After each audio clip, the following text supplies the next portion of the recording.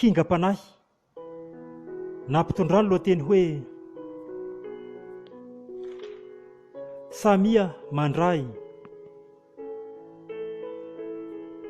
Teny mifangaro no lazaiko koa Samia mandray ny azy. Ilay izy akory tsy ho fakafakaiko fa mba ataoko style phrase.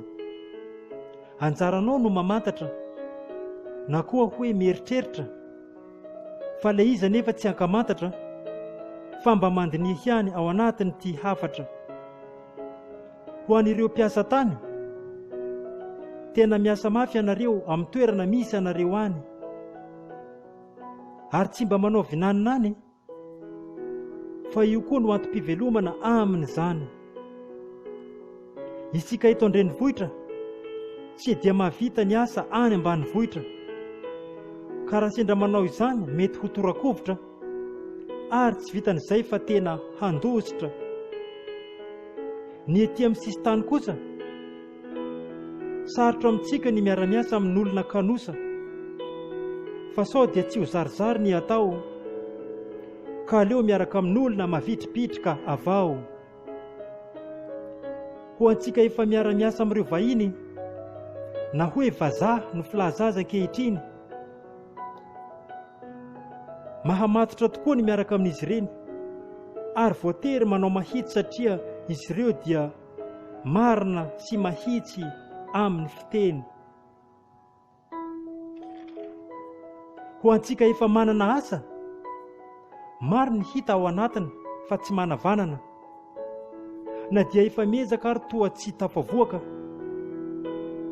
ka raha tsy mahay dia mety ho voaroaka. Ianareo mpikirakira fiarakodia sasany, mahay manamboatra ny simba ianareo. Asa noho ny hoe angamba efa io ny antonasany. Vita soa io androany kanefa raha mpitso ilay fiara dia efa eo. Azonareo angamba ny tiako ambara. Fa na tsy miantraika amin'ny sasany aza ny voalaza, izao no anisan'ny zava-marina. Ho an'izay mahatsapa tsy maninona raha hivazavaza. Mbola misy ny resaka azo raisina, koa Samia mandray fa tsy mampahita faisana. Fa ilay izy kosa marihana fa azo atao lesona, ka dinio koa ny zavatra tokony hampiesona.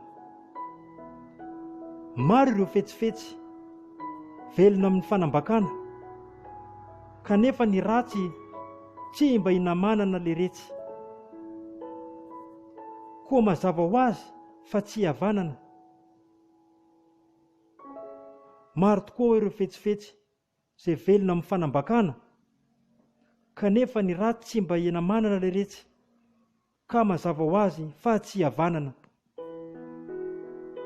Misy amin'ireo mpanoratra mandehandeha, zavatra hafa ny tiana atao eny an'arabe. Mba tsy lazako azy hoe toe-tsaina mampiome, koa Samia mandray ny tena tia mpanoratra ambara, fa sao dia ho lava be.